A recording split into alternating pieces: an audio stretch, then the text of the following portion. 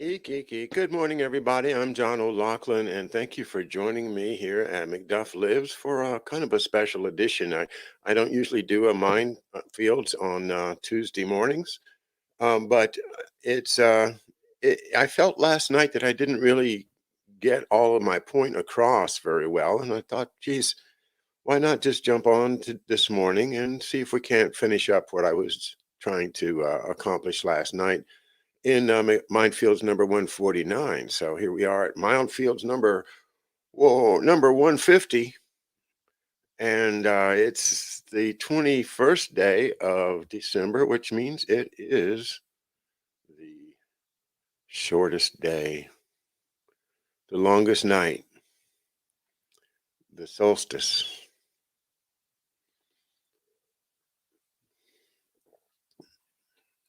And we are passing into winter now on the official calendar, and that gives Joe Biden the opportunity to fulfill his promise that if we did not get jabbed, he will make sure that we don't survive the winter. And we're going to fill up the hospitals with our mealy old bodies that are going to be ravaged with a horrific disease that has killed millions and millions of people. And we're so stupid that we're not taking the jab. So we're gonna die, Morituri te salutamus. In other words, FJB.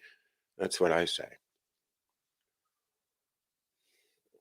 And this is why I'm angry because of this fraud. Um, the fraud, and I'm not even sure I know exactly what the fraud is, except for that it's a fraud. And I'm not even going to try to to state any words that identify it. But what could it be? What is the plan? Good morning, Tyrone. Glad to have you, buddy. Kathy, Sue, Tivo, Ezra, Deborah, David's here. Jay Agare is here. And well, that's a good crowd for short notice. I apologize for the short notice, but again, it's my minefields, and my mind was buzzing last night, thinking I didn't quite seal the deal last night. I want to finish it up. Hello, uh, hello, Montreal. Oh boy, I don't know how to say your first name in French. That would Hugues, Hugues. Oh, oh my. I'm sorry. Sometimes I try to speak French, but it's impossible. You guys have the most complicated and difficult language ever invented. That's what I say. But okay, I try, I persevere, but I don't think I can say your first name without making you laugh.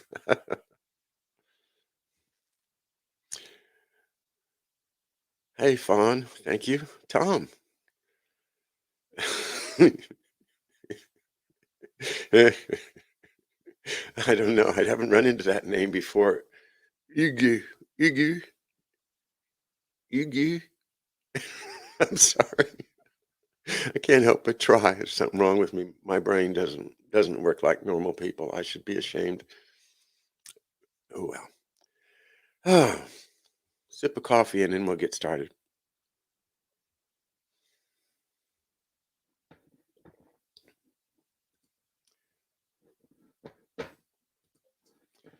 So this is part of what I played last night, but it goes on a little bit longer, and I for the full impact, I want to start where I am here. It's just a very short little clip, which I will share with you. Let's see, not that one. Yeah, share screen. Here we go. All right. So you remember this from last night, right? The first few minutes of it was building up from the Big Bang, the Big Bang, and the billions of years go by, and then suddenly something amazing happens. It's the beginning of life, and this gentleman, Detlev Ganter, got Ganten, Ganten, sorry. This doctor is the head of the biggest hospital and the most important hospital in Germany called the Charité.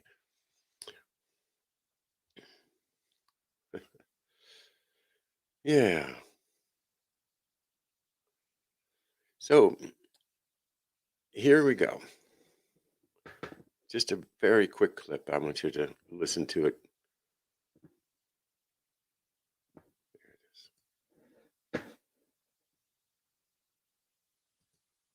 And the first life was not man, was RNA viruses. So viruses very similar to the one we are discussing now, like the coronavirus. And then again, it took some time before Homo sapiens came to life and then populated the world. Okay, there it is. Life began with the coronavirus. We know that now because why would the dean of the most important hospital in Germany, where Christian Drosten is the director of virology, the head of the virology department, and the man who adapted the PCR to become a test for a disease which the inventor of the PCR said you can't use to test for disease.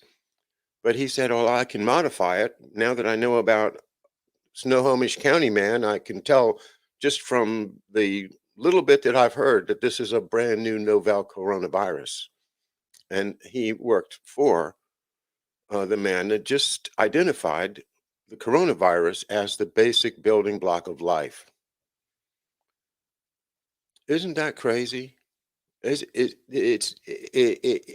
don't know if it raises to the level of fraud because it may just refer to a level of ignorance that hasn't been surpassed since Walt Disney's productions in the 50s. It's an incredibly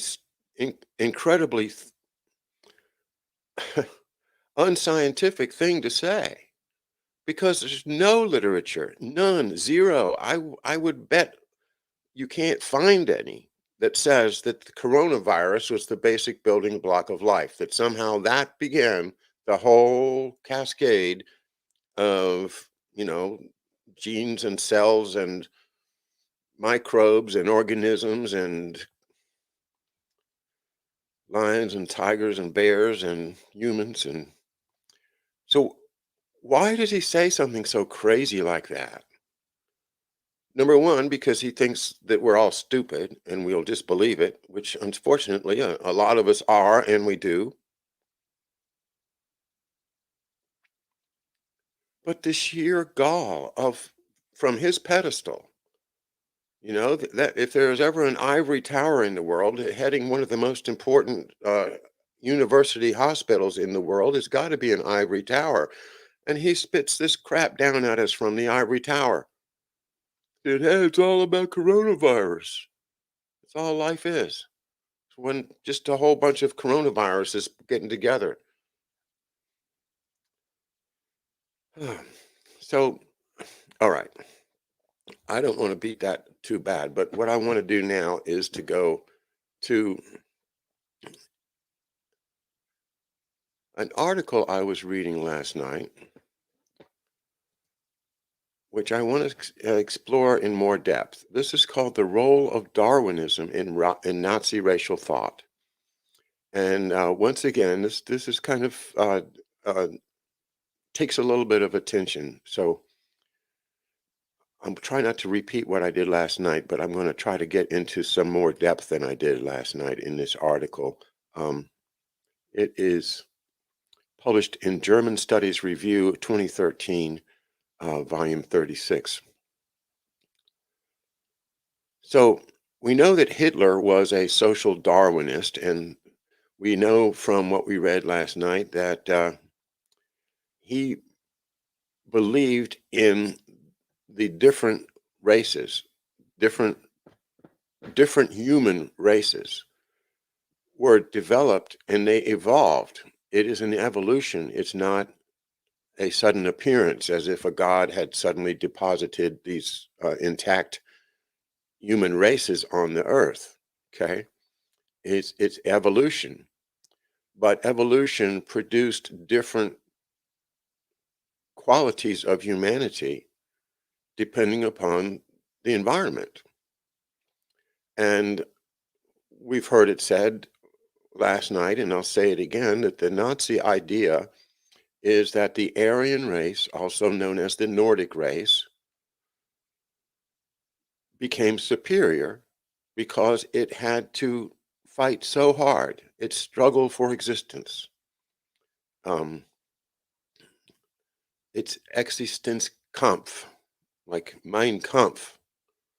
The struggle is very much important to the Nazi idea of life. Nazis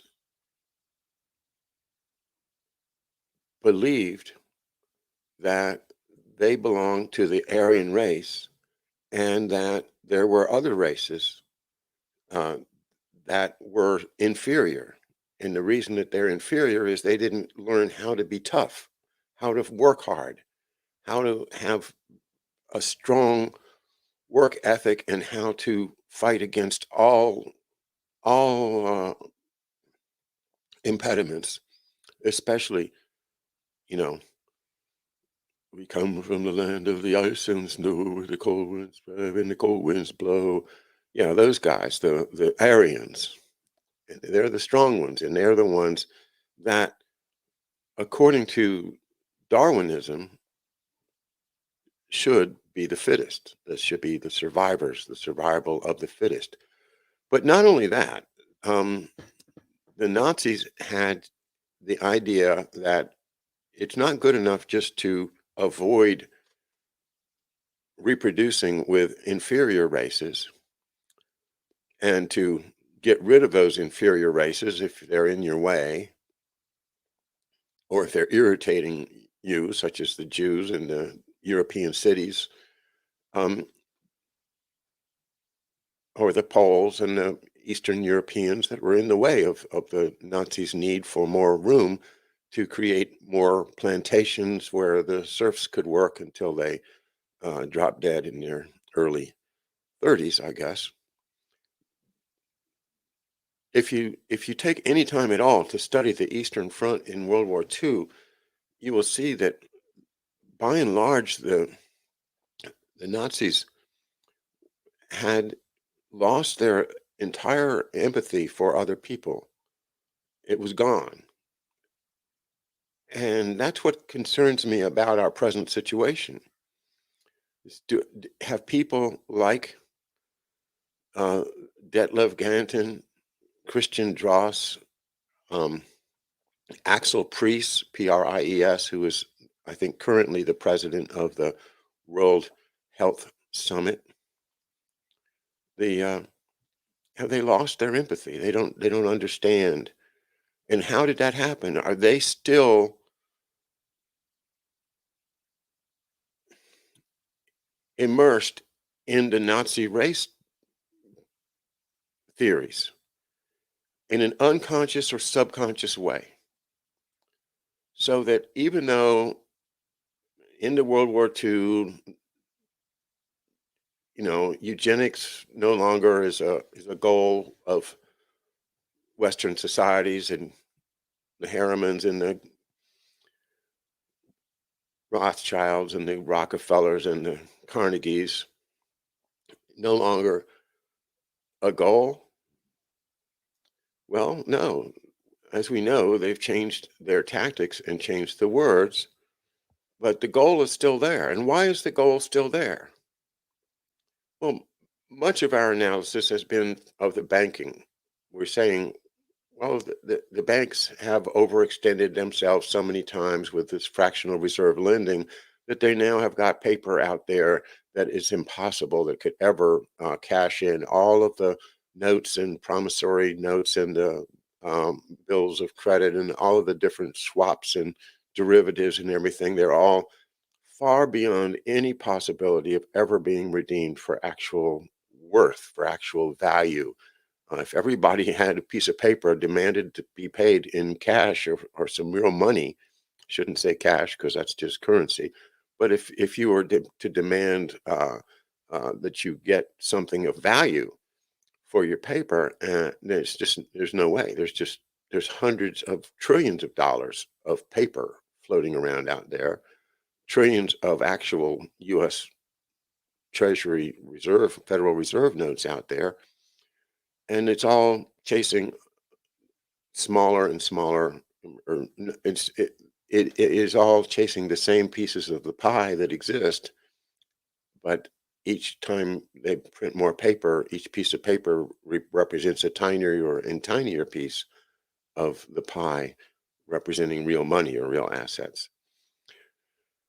How can they do it? How can they do something that obviously is going to cause people to starve, to freeze, to lose their families, to have to migrate, to just destroy cultures, communities, lives, both persons and entire families and uh, entire countries like Vietnam, for instance. And that's an Ed Lansdale production under Alan Dulles, where they set out to destroy the culture, and they don't care about the people. Isn't that a reflection of the same Nazi idea that, hey, we are the superior race and we need to get rid of the ones that are just taking up space? You know, doing this stupid old village culture thing where sure the old people, they live to a ripe old age, and sure the people who are sick have a family to stick to, and old people teach the young people, and the children learn their morals at home, and the children grow up, feeling appreciated and loved. But no, it's much better to get rid of all of that and turn us all into individual serfs, like Lego pieces, like pieces of a Lego puzzle. I think I'd like to build a new society, so I'd get me a box of Legos, and that box of Legos is represented by over history, either atoms or carbon or germplasm or a quark. Well, the unit of life that has been designated by the Charité Hospital is simply a virus, a coronavirus, something that is not even alive unless it can get into a cell and replicate. So I don't know how anybody could think that the coronavirus is the beginning of life unless you are supremely deluded, which is not possible if you're the president and dean of a major teaching institution where you have access to all of the information you could possibly need to correct what is a stupid thing to say.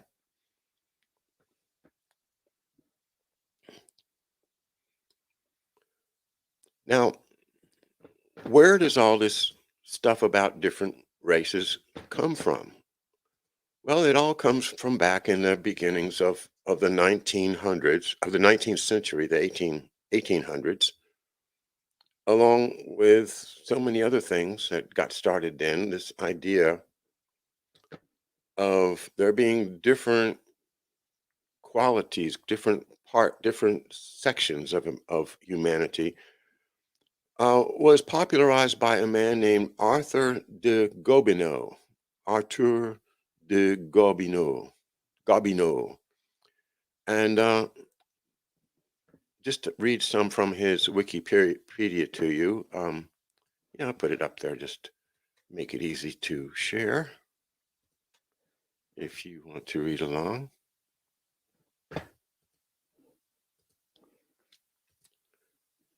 Okay. Joseph Arthur de Gobineau, July 14th, 1816. Interesting, he was born on Bastille Day. Wow, must be a special guy. To 1882, was a French aristocrat. Okay, let's note that.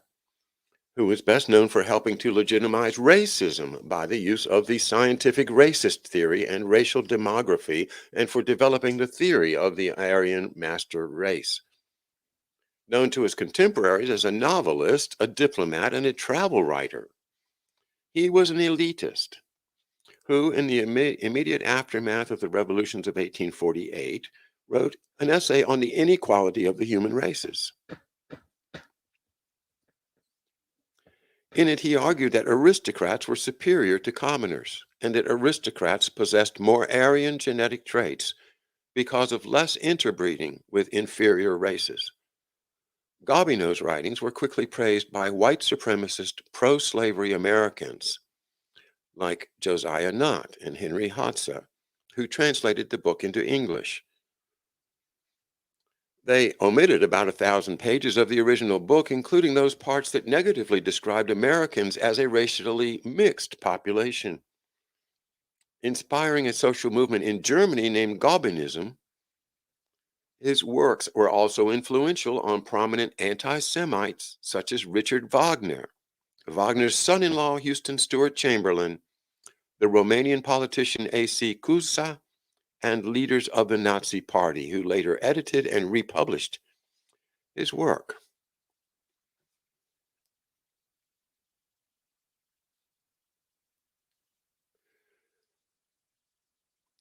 Gobineau came from an old and well-established aristocratic family. His father, Louis de Gobineau, was a military officer and staunch royalist.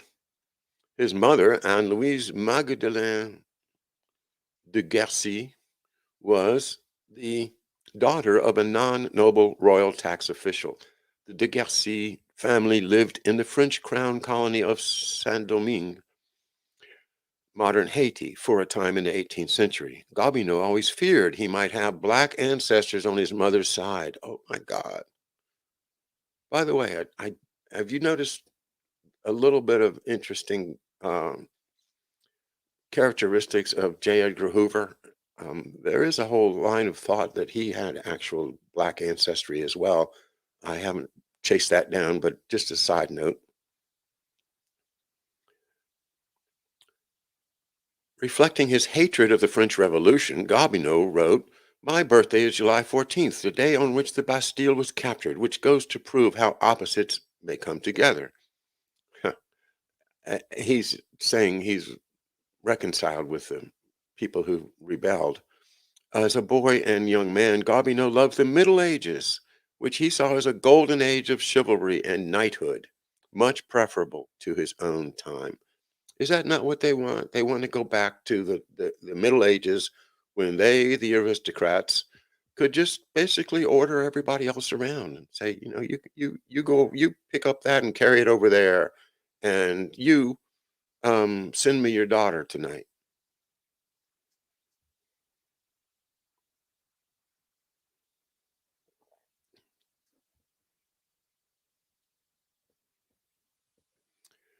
Well, there's an entire history of him,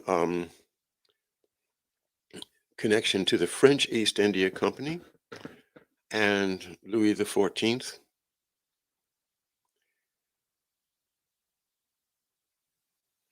The point is that this man was the beginning of the idea that not only are aristocrats better than everybody else, but they're actually a different race.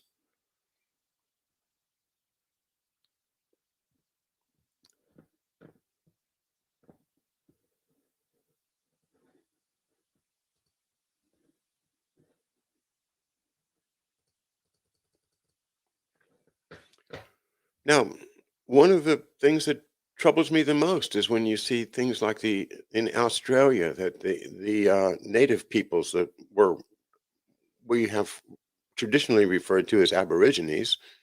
I don't I don't know if that's politically correct or not, but you know who I'm talking about, the very dark-skinned people of Australia that have been, driven off their land and corralled and uh, really mistreated for 300 years now.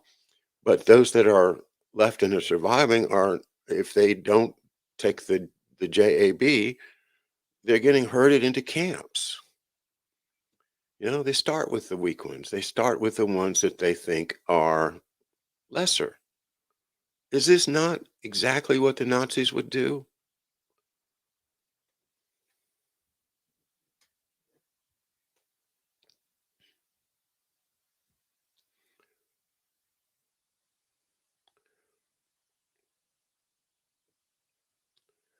Okay, I'm going to read some now. I will highlight the ways that Nazi racial thought was shaped by Darwinism, defined as biological evolution through the process of natural selection. First, almost all Nazi racial theorists believed that humans had evolved from primates. Second, they believed evolutionary explanations for the development of different human races, including the Nordic or Aryan race. Specifically, they believed that the Nordic race had become superior because harsh climate conditions in north central Europe during the Ice Ages had sharpened the struggle for existence, causing the weak to perish and leaving only the most vigorous. Third, they believed that the differential evolutionary development of the races provided scientific evidence for racial inequality. Fourth, they held that the different and unequal human races were locked in an ineluctable struggle for existence. Okay? So we're struggling. We, the superior ones, are struggling against the other races. So if you get an opportunity to, you know, find, fix, and finish these inferior races, why not? Just corral them into a containment facility, a concentration camp, and sooner or later, if you don't kill them yourself, they'll just die out. And don't feed them very well. It won't take long.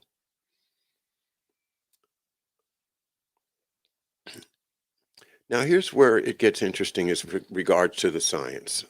Indeed, the Nazi embrace of Darwinism in their racial ideology demonstrates the influence of science on Nazi ideology. Nazi racial ideology was largely consistent with the scholarship on race taught at German universities. It's taught in the university. If you are a student, you absorb it. If you are of a certain generation, you went to school during that era, or at least the people that uh, lived up until recently. Or perhaps you just were born afterward, but still absorbing it from teachers who were indoctrinated under the Nazi regime. But this kind of thinking is very subtle. You don't go around saying, "Hey, I believe that there are five races of humanity, and I'm on the best one, and I'm going to kill all the rest of them." No, you can't say that, but it's there. It's under the breath. It's there.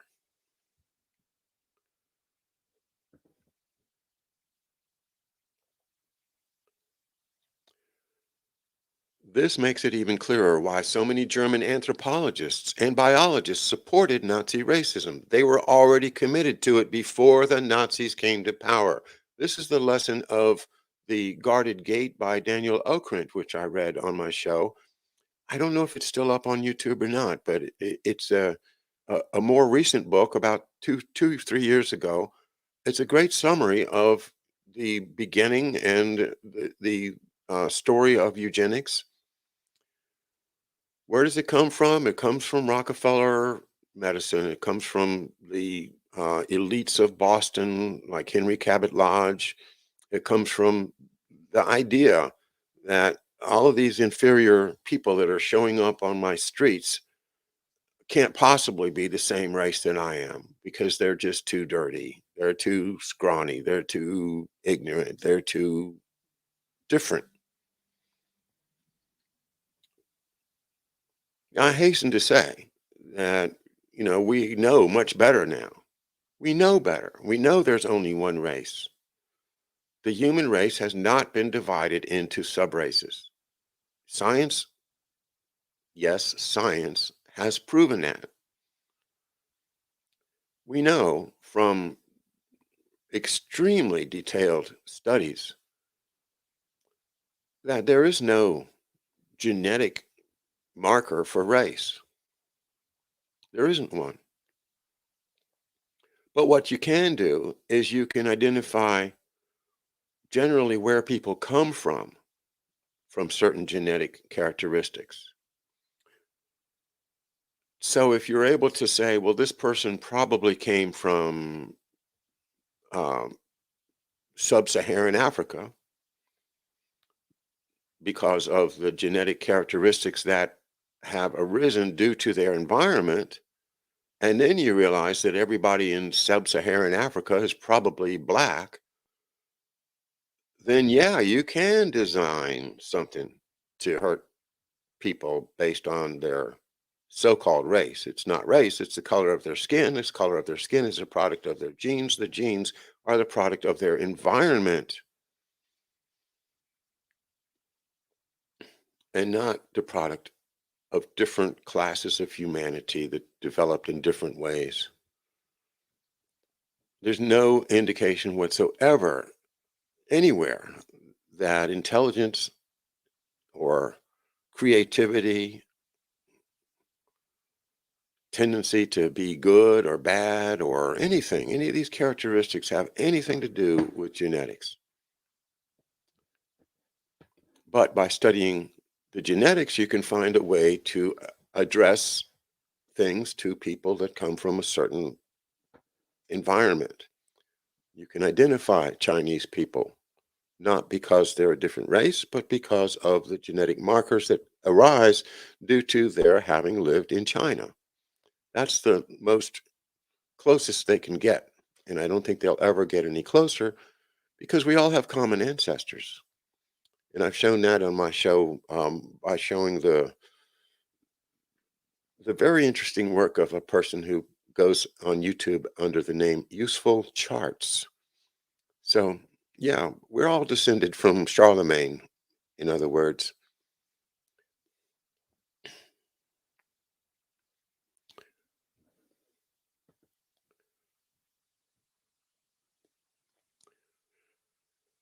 Many historians mention the Nazi embrace of social Darwinism, but they do not explore the scientific underpinnings of it. Paul Weindling points out that historians have been loath to engage with the biological sciences. Historians of Nazi Germany have curiously not seen race within a scientific framework. The biology of race remains relatively unexamined, quote unquote. This may seem odd in light of a spate of recent works arguing for the primacy of biology and race in the Nazi worldview. However, even if Weinling is overstating the case, he's largely correct. The study of Nazi racial ideology and of German biologists under the Nazi regime have not connected sufficiently.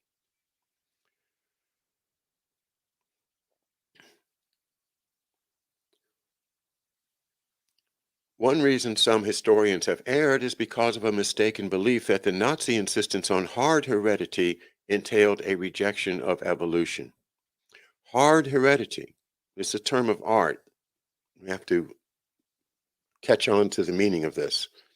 Hard heredity, the idea championed by German biologist August Weismann, is the idea that environmental influences cannot affect hereditary traits. Okay, this is very important. Nazi medicine believed in hard heredity. Hard heredity means that your genetic makeup is going to be passed on through your genes uh, to your progeny, and nothing during your life that happens is going to change, is going to alter the genetic material that gets passed on. So that idea of hard heredity ties into the idea that no, you shouldn't mix the races, okay? Because once you're fixed into the Aryan race, your genes are fixed and you shouldn't and can't, without hurting the race, mix with lesser genetic material. Weismann rejected the Lamarckian idea. That's Lamarck, Lamarckian,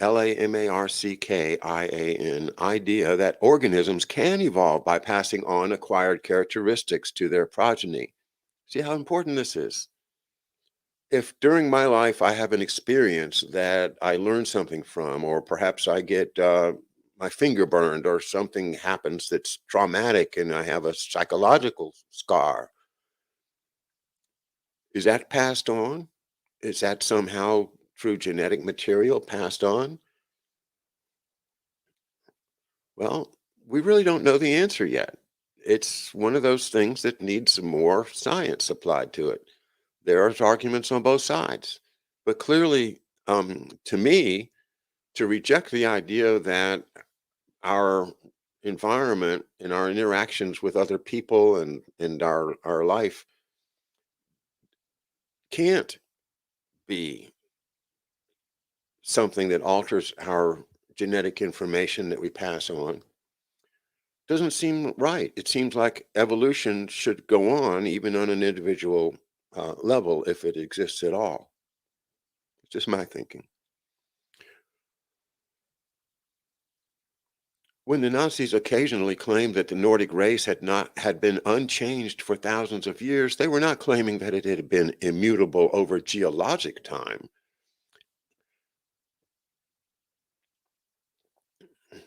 Even though racial traits do not change over historical time, selection and elimination do alter racial traits. That is something that they say happened 20 to 30,000 years ago when the superior Nordic Aryan race emerged due to their living in the difficult climate there with the ice and the snow and the cold winds blowing.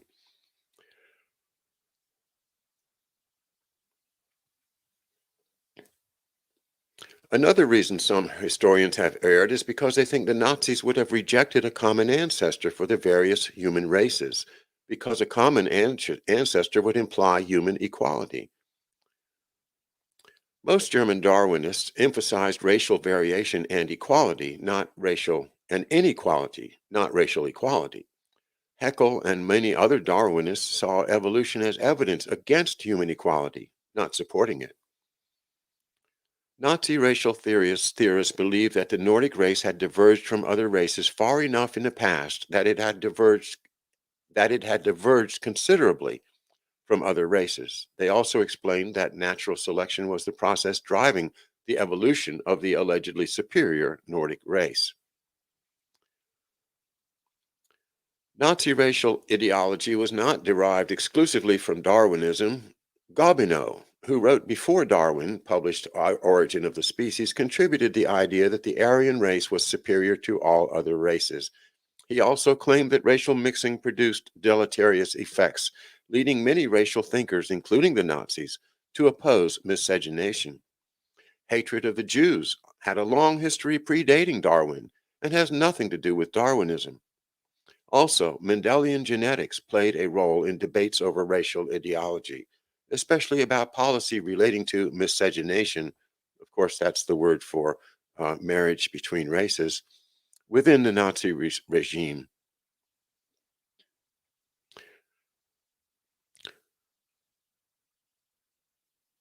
The leading anthropologist Eugen Fischer and the geneticist Fritz Lenz, these are both very famous scientists, both influential figures in racial science during the Nazi period, embraced both Gobineau and Darwinism. Some leading anti-Semitic thinkers in the early 20th century Germany, such as Fritsch and Henschel, incorporated Darwinism into anti-Semitic ideology. Thus, many Nazi racial theorists interpreted the opposition between the Nordic and Jewish race as an episode in the Darwinian struggle for existence. Well, we heard what Hitler had to say about it last night, so I'm going to skip those paragraphs. Um, Darwinism was in the Nazi biology curriculum, as we've already said, so I won't go through that too. Just scrolling through to make sure I didn't miss any of the things I wanted to cover.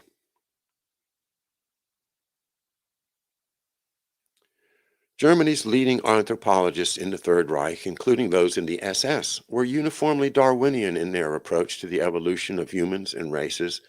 The Nazi regime not only appointed many of these anthropologists to professorships, but recruited them to lecture to Nazi organizations and promoted their publications. The Nazi regime promoted the work of Hans Weinert, a prominent evolutionary anthropologist who joined the SS. He worked at the Kaiser Wilhelm Institute for Anthropology, Human Genetics, and Eugenics until 1935, when the Nazi regime appointed him professor of anthropology at the University of Kiel. Weinert published many books and articles. In Die Rassen der Menschheit, The Races of Man, he explained the importance of evolution for anthropology. Anthropology, however, is the history of all humanity, beginning with its origin from the anthropoid ape ancestors and continuing to the dividing and remixing of all contemporary human races. He later claimed that the Nordic race had evolved to a higher level than the other races, especially the Australian Aborigines, whom he considered the lowest race. This evolution of races occurred because some races were eradicated or eclipsed by other races that were better adapted.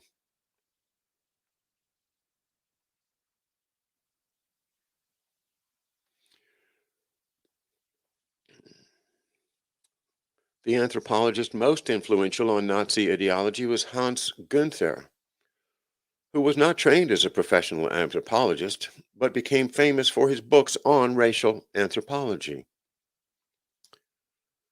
Shortly after Hitler came to power, Günther expressed approval of Nazi eugenics policies in a lecture on the role of heredity and selection in the state. He claimed that Darwin was a crucial influence on the development of modern scientific conceptions of heredity and selection, in part by supplanting Lamarckism.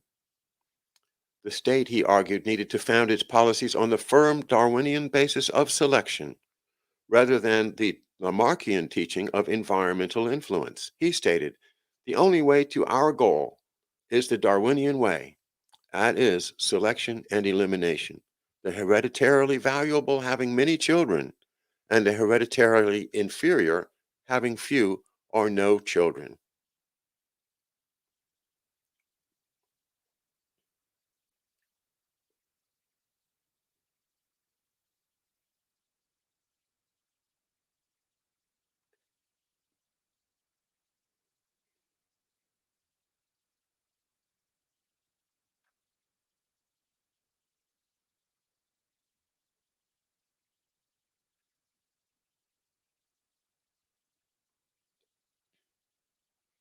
Another important official Nazi Party publication, Nationalsozialistische Monatshefte, or the monthly notebook of National Socialism, edited by Alfred Rosenberg, and he's very important. He was the main theorist of political Nazism, occasionally featured articles promoting evolution.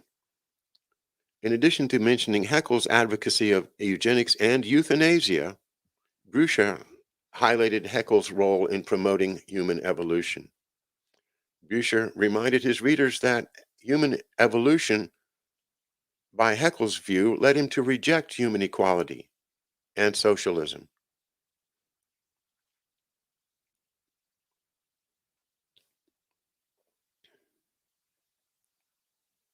Okay, forgive me, I'm just skipping through to the end to make sure I didn't miss something.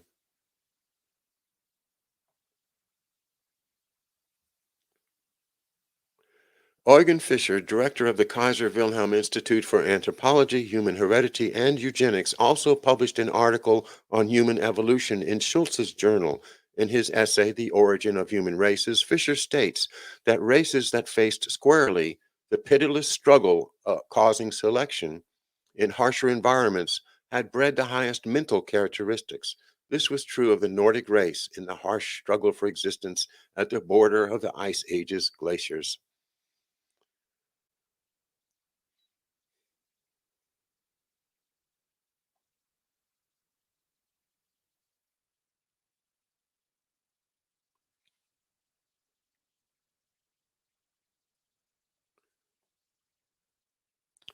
The authors then asserted that the three main human races, European, Mongolian, and Negro, were subspecies that branched off from a common ancestor 100,000 years ago.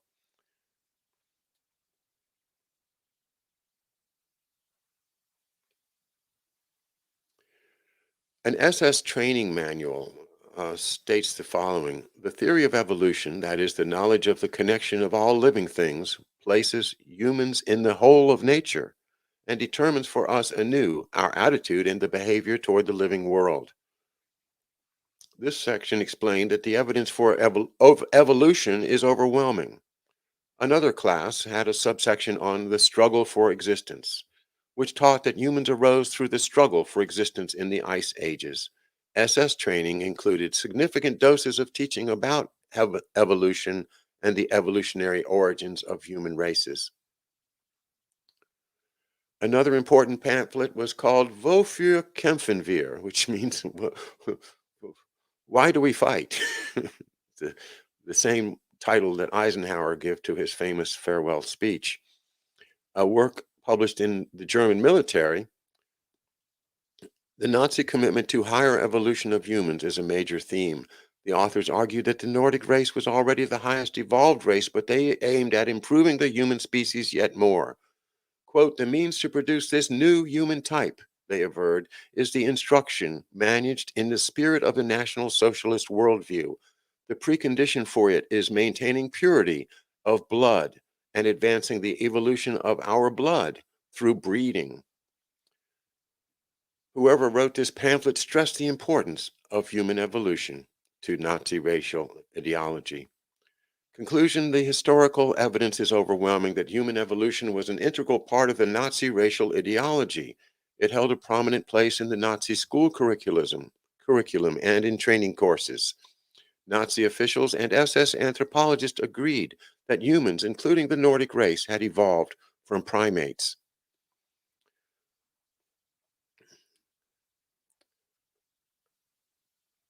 All the mentioned events in the origin of humans and the cultivation of its races can be explained genetically. Without the emergence of hereditary differences, without selection and elimination, it could never have come to the formation of highly evolved races and tribes able to accomplish the highest tasks and never have come to a higher human culture. This knowledge obligates us to take up the task in conscious selection to provide for a racially fit, hereditarily healthy, culture creating people of the future, and thus for the preservation of everything that lifts the life of humans above that of the animals.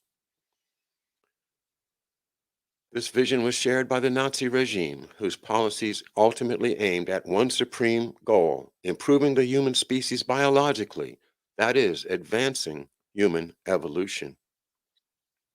And that's the conclusion reached by the author of this pamphlet called The Role of Darwinism in Nazi Racial Thought.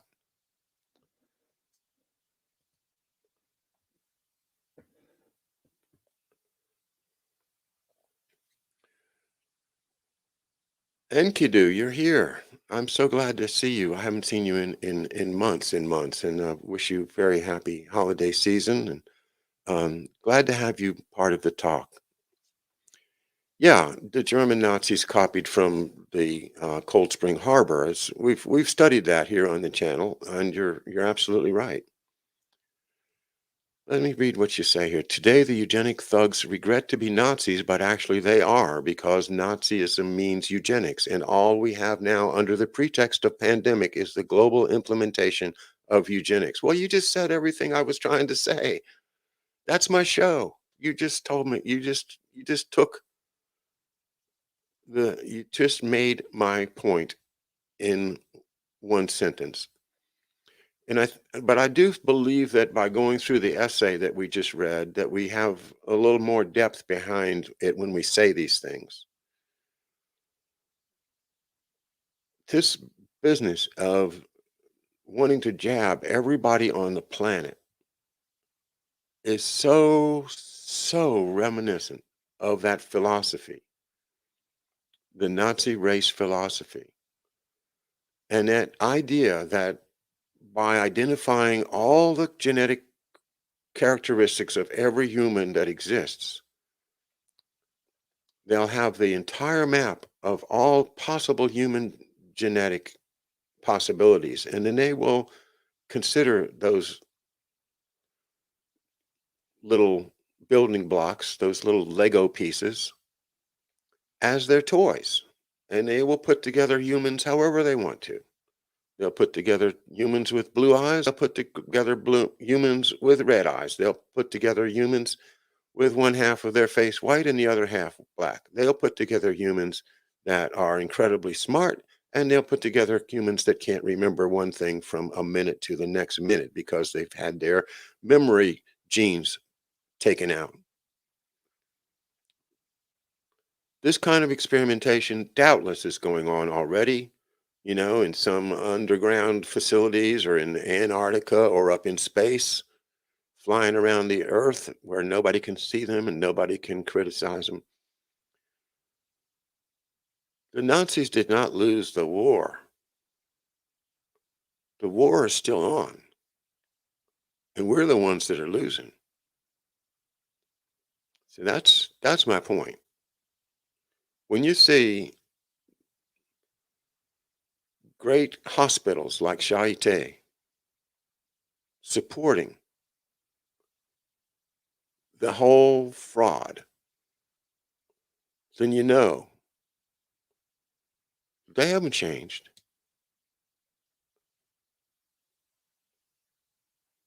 Kaiser Wilhelm Institute, the bones from last night's show, they're still there. They don't want you to know about it.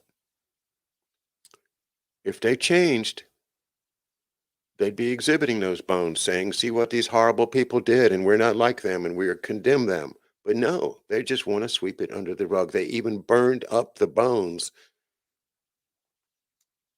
and buried them where nobody will ever see them. And those bones are gone. And if they can find the rest of them and get rid of them without us knowing it, they will. But was it not under Eugen Fischer that those bones were buried back in the 30s at Rockefeller's Kaiser Wilhelm Institute for Anthropology and Human Genetics? And Kidoo, you can put links in. I prefer it if you put them in the comment section after the show's over, so it's easier to find them later. But absolutely love to get your links either way. And everybody else, Lloyd, D. Baker, C. Holman, Jason, John London.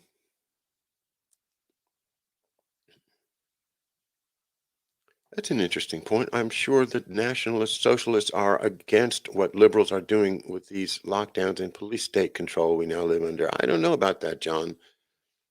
That's a good question. Um, Perhaps we'll put that on the agenda for another Mindfields.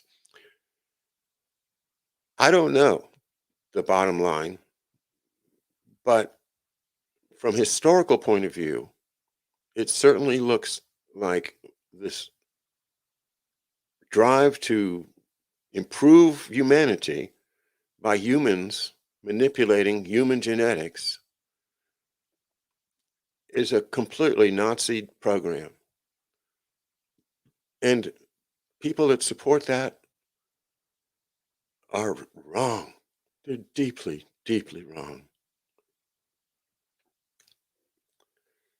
I'll see you guys tonight. Thanks again for being with me. Love you all. Happy holidays.